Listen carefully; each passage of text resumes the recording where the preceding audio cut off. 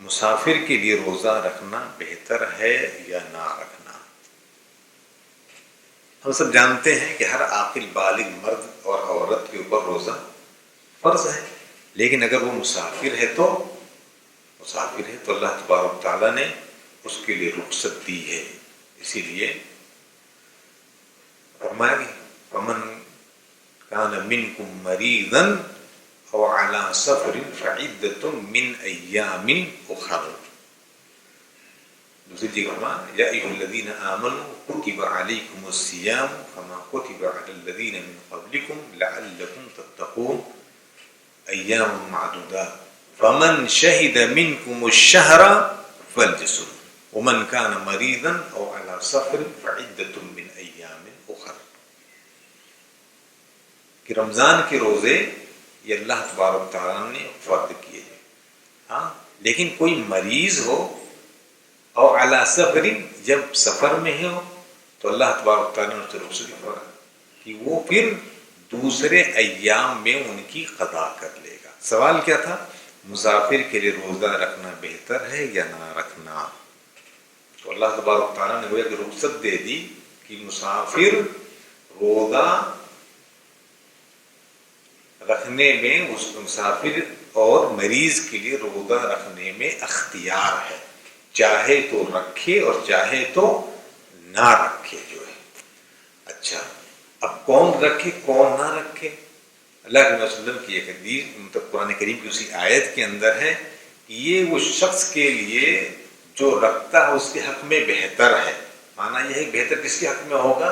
جس آدمی کو طاقت ہے رکھنے کی تو وہ آدمی رکھے، کوئی حرج کی بات نہیں. لیکن اگر وہ طاقت رکھنے کے بعد بھی اسلام کی رخصت سے اگر وہ فائدہ حاصل کرتا ہے تو اس کے لیے کوئی مضائقے کی بات نہیں ہے، کوئی حرج کی بات نہیں ہے. اور دیکھو اسی آیت میں اللہ نے فرمایا یرید اللہ بکم الیسر ولا یرید بکم العسر. اللہ آسانی چاہتا ہے، اللہ تعالیٰ اپنے بندے کو اور اپنے بندی کو سختی میں اور مصیبت و پریشانی میں ڈالنا نہیں چاہتا. تو یہ جو رخصت حاصل ہے آدمی کو چاہیے کہ اس رخصت کا استفادہ کرے. اب سفر، یہاں ایک بات ہے کہ سفر کسے کہتے ہیں، سفر کسے کہا جائے گا؟ تو اس سلسلے میں علماء کرام نے بہت اختلاف کیا ہے. کچھ لوگوں نے مسافت کو بھی 3 فرسخ گئے تو سفر شروع ہو جاتا ہے، کہیں پر 48 میل ہے، کہیں پر 60 میل ہے، کہیں 85 میل ہے، کئی مختلف روایتیں ہیں. تمام روایتوں کو سامنے رکھ کر کے فقہائے کرام نے ایک مسئلہ مستنبط کیا کہ آخر یہ مسافتوں کا یہ فرق کیوں ہے، مسافتوں کا فرق کیوں ہے. تو وہاں پر تمام مسافتوں کی روشنی میں انہوں نے جو علت اخذ کی ہے وہ علت یہ ہے کہ سفر کی علت. اور سفر کسے کہتے ہیں؟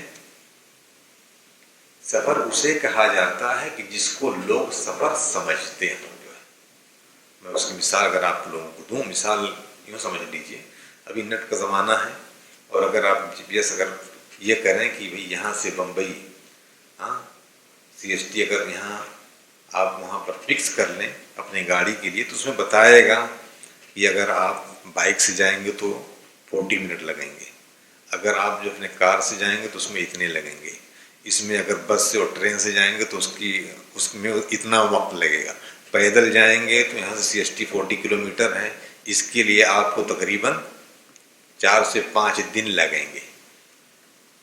ہے کہ نہیں ایسا؟ جی ایسے ہی ہے.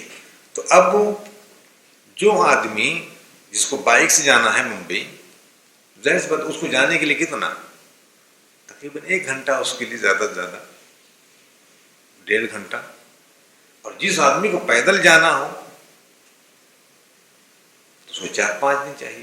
جس آدمی کو بائک سے بھی 40 منٹ کے اندر وہ پہنچ سکتا وہاں پر یا 1 گھنٹے کے اندر پہنچ جائے گا تو کیا کرے گا؟ تیاری، گاڑی کی چابی لے گا، بائک بیٹھے گا، سیدھے چیک کرے گا بھی تیل ہے کہ تیل نہیں ہے اس کے اندر، اور چلا جائے گا یہاں سے.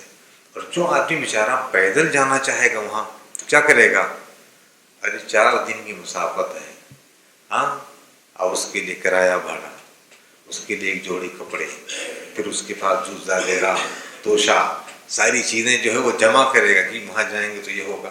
پھر کپڑا بدل گندا ہو جائے گا، نہا۔ اب یہ جو 40 کلومیٹر کی جو مسافت ہے، یہ اس بائک والے کے لیے یہ سفر نہیں ہے، اور جو پیدل جا رہا ہے اس آدمی کے لیے یہ سفر ہے۔ تو یہ مسافتوں پر نہیں رہ گیا، یہ آدمی کے تیاریوں کے مطابق رہے گا۔ بچہ اگر آپ اس کو دیکھتے ہیں کہ ابا روزانہ جو ہے 40-50 کلومیٹر جاتے ہیں، کبھی نہیں کہتے کہاں گئے ابا، آفس گئے، وہ نہیں کہے گا سفر پہ گئے ہیں جو ہے۔ اور جو پیدل نکلے گا کہیں گے سفر پہ گئے ہیں، ہاں مسافت 4 دن کا سفر ہے جو۔ تو بہرحال اس کو سفر کہا جاتا ہے جو اس طور پر آدمی کو تکلیف اور کلفت اور تیاری جس سفر کے اندر ہو اسے مسافر کہا جاتا ہے، اس کو مسافر کہا جاتا ہے۔ اس آدمی کے لیے رخصت ہو، اور یہ رخصت اس آدمی کے لیے بھی ہے جو جائز سفر پہ جائے، جائز سفر پہ جائے۔ کیا مانا جائز؟ یہاں کوئی آدمی سوچ سکتا ہے جائز سفر یہ ہے کہ آپ حج کے لیے گئے، عمرے کے لیے گئے، آپ اپنے وطن گئے بھائی بہنوں سے ملاقات کرنے کے لیے، ہاں، یا یوں ہی تفریح کے لیے چلے گئے۔ اور کچھ لوگ ہوتے ہیں کہ کوئی یہاں سے چلا گیا، ہاں کوئی چوری کرنے کے لیے، مثلا کوئی چوری کرنے کے لیے چلا گیا، چلو بینگلور جا کر فلاں بینک ہے وہاں جا کر کے اس کو لوٹ کر لے کر کے آئیں گے جو ہے، اور وہ سفر میں ہے، مسلمان بھی ہے، اور زیادہ ہے کہ سفر میں جا رہا ہوں میں قصر کر سکتا ہوں جو ہے، نہیں اللہ کے بندے تیرا سفر ہی جائز نہیں ہے تو تجھے وہ رخصت حاصل نہیں ہے، تجھے وہ رخصت حاصل نہیں ہے جو ہے۔ تو وہ سفر کی رخصت کے لیے جائز سفر ہونا یہ ضروری ہے جو ہے، وہ سفر ہو جائز سفر ہو اس کو یہ رخصت حاصل ہے۔